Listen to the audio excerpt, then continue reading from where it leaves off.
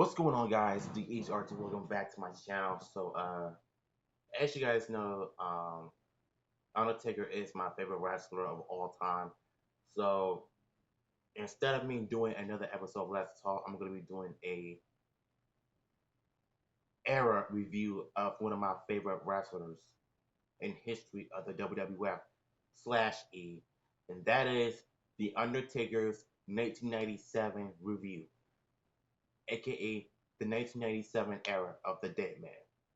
So it all started in January 1997 at the Royal Rumble when Undertaker lost to Vader when Mankind interfered. Then he entered the Royal Rumble and lost twice, unfortunately.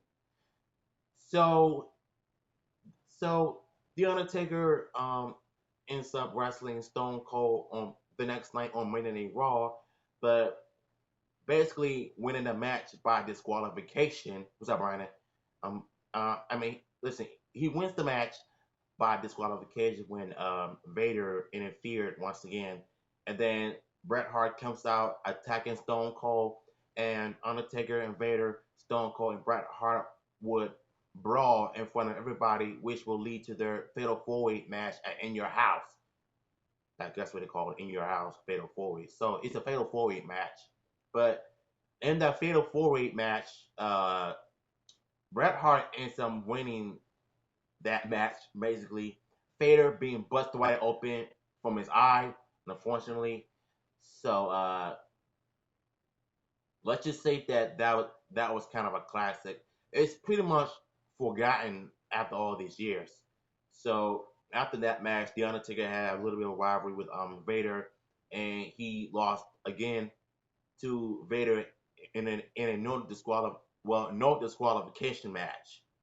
Uh, um, um, Basically, he lost to Vader in a casket match.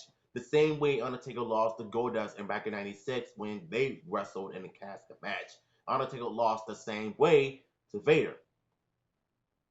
So a few months later, Undertaker would go on to feud with Psycho Sid, leading up to their WrestleMania 13 match. Hey Daniel. So Undertaker will basically win the match by Bret Hart keep coming in and out of the arena, just attacking people for no reason because he's jealous.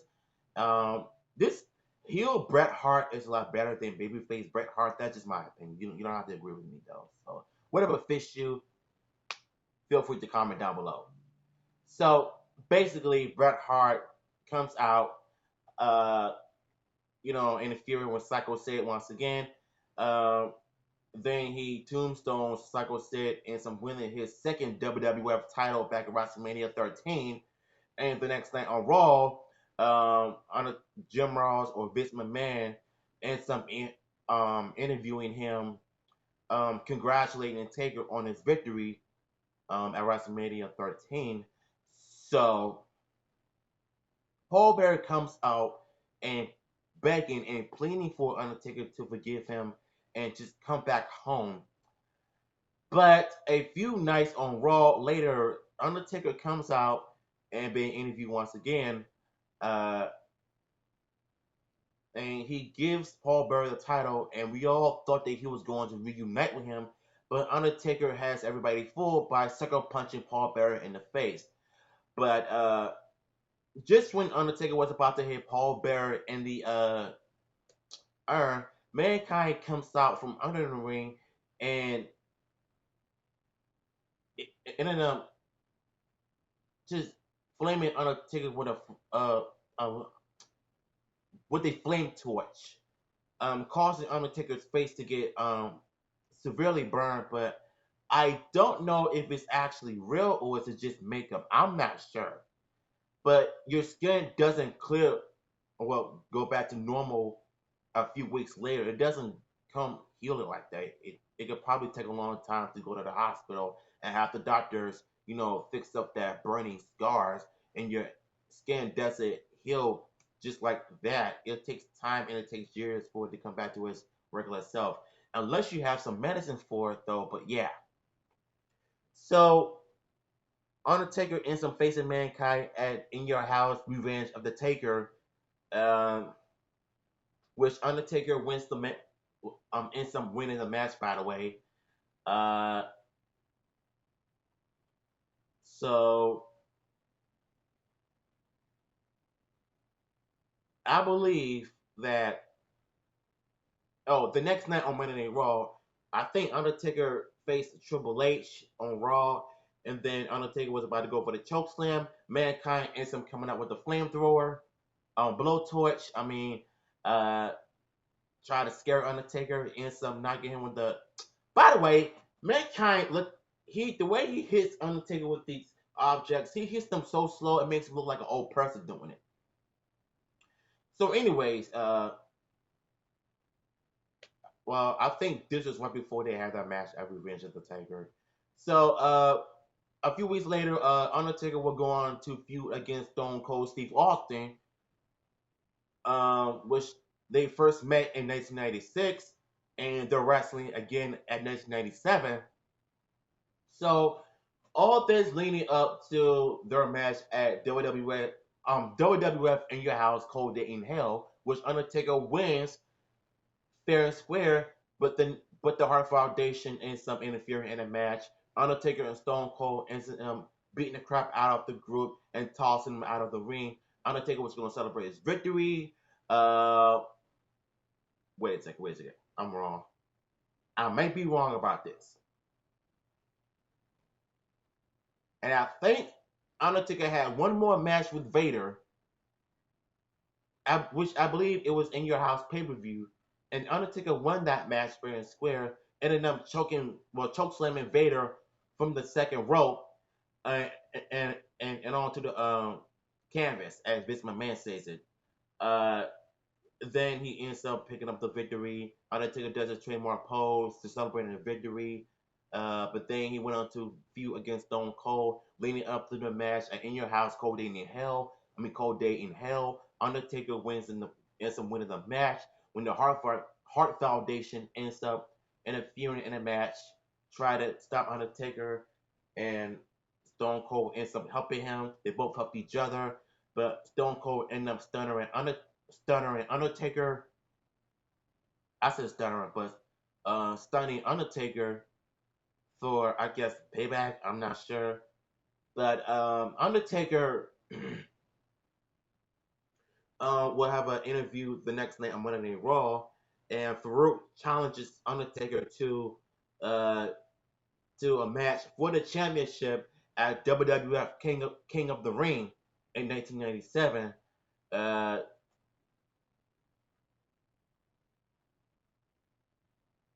and then Paul Bearer comes out threatening Undertaker to enforcing him to to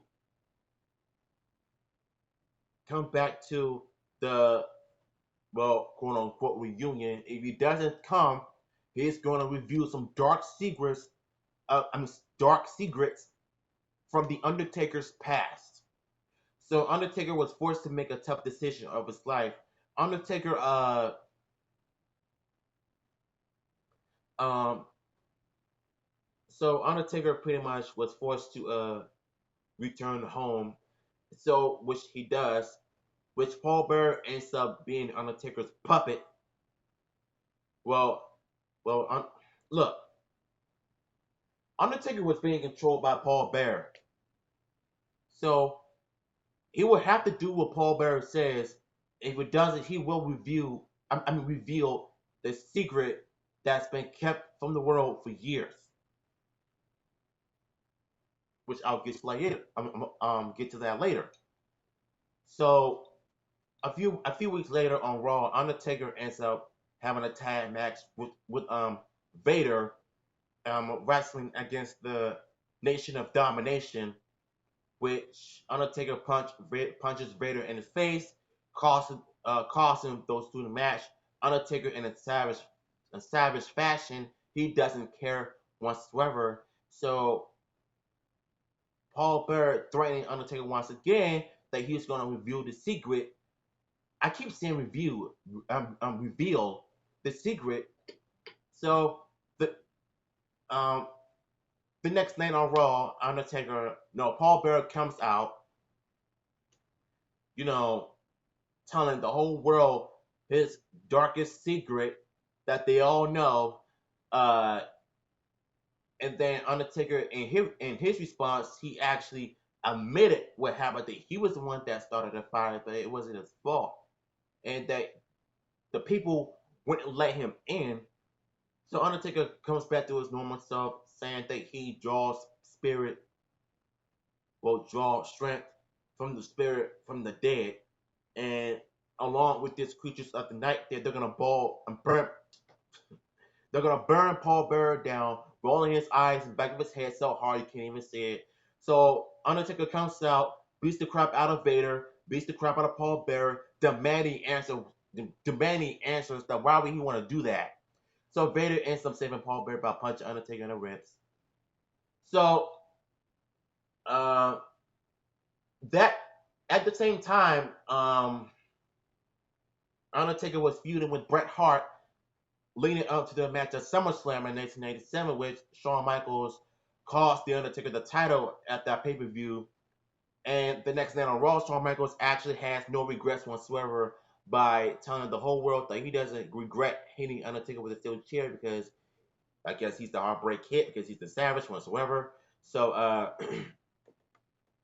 Undertaker well, Undertaker and Shawn Michaels ended up cutting promos on each other leading up to the match at Ground Zero, which Undertaker wins by disqualification because of how many referees been interfered. When I first seen Undertaker when I was a kid, he was really scary and badass, especially when Undertaker was. Yeah, well, Ministry of Darkness, yes. That was the time I actually saw him in that gimmick back in 1989. I didn't understand it.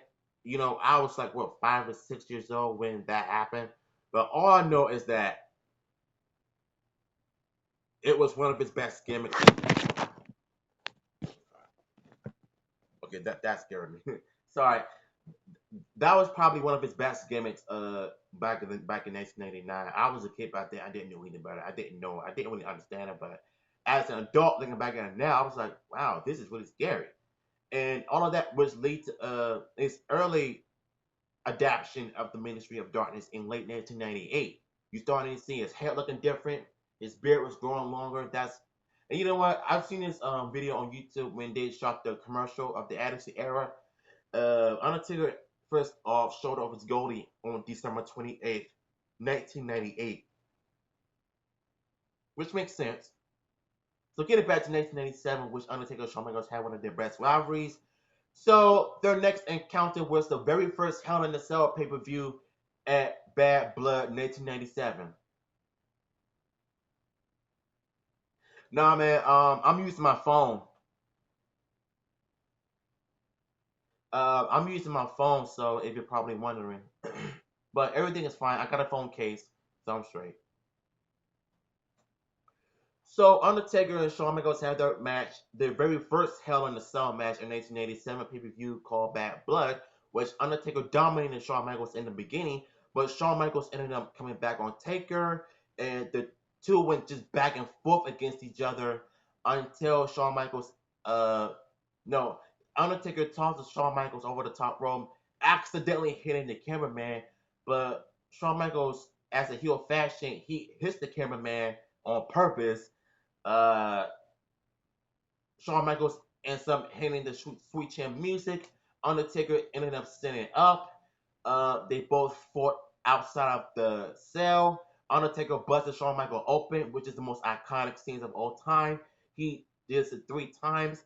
Shawn Michaels ends up giving Undertaker a little blow. They both went up on top of the cell and started fighting, which Undertaker dominated Michaels, and Ben fell on top of the cell because he was hanging on. Uh, Undertaker stomped Shawn Michaels' fingers, which I know it hurt. Ended up landing on top of the table. Uh, then Undertaker ended up walking Shawn Michaels back into the ring along with Earl Hebner. Uh, Undertaker was just beating the crap out of Michaels at the time. So Undertaker ended up hitting Shawn Michaels with a steel chair, which was payback. Then the lights go out, and it was Kane's debut along with Paul Bearer, letting Undertaker know that this is your brother. He wants to fight. You need to fight him. But the next night on Raw, Undertaker refusing to fight Kane. He refused to fight his own flesh and blood, and it would go on for longer, longer, longer, for weeks and weeks and weeks to come to try to get Undertaker to fight his brother Kane, and it didn't happen. So, so Undertaker ends up coming out being interviewed by Michael Cole, aka Michael Cole. Shout out to Big D and Bruce Lee. Well, Big D basically. Uh, he comes out being interviewed by Michael Cole about the 1998 Royal Rumble match with Shawn Michaels for the World Wrestling Federation title, but the lights go out and Kane ends up coming out, and Paul Bearer is constantly begging Undertaker to fight Paul Bearer, and he just would not do it. So Kane ends up slapping Paul Bearer in the face. I mean, Kane ended up slapping Undertaker in the face, but Undertaker stopped his brother from doing that. And a lot of people actually thought that Undertaker was going to fight back, but he ended up walking away like as he should. Because one, he doesn't want to face his brother Kane, because one, that's his family, that's his flesh and blood, and people should know it.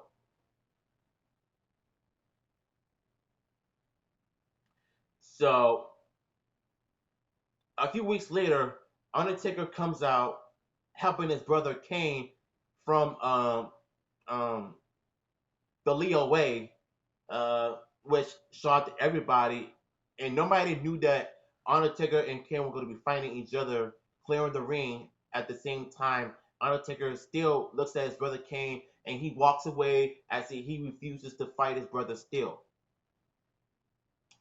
So the next night, uh, the next night on Raw, basically, uh, this was in December of 1997 when Undertaker was going to win a match against The Rock. Uh, Kane comes out attacking the Undertaker. No, I think this is way before. Yeah, I think this is after he fought with his brother Kane, but Paul Bearer ended up,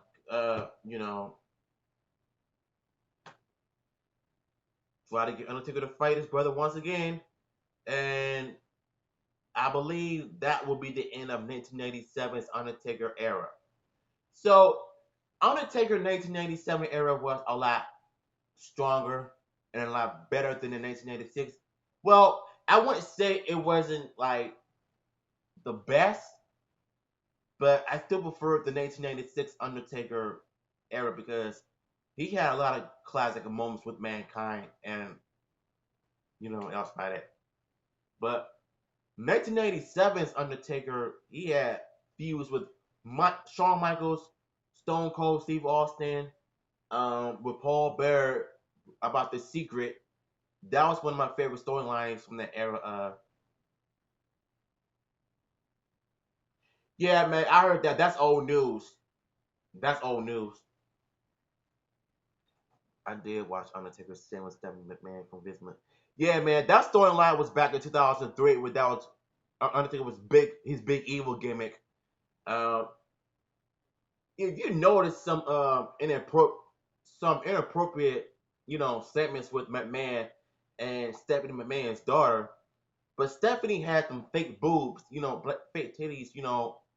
She did admit that she went under the knife just to look good on TV on a wrestling show, and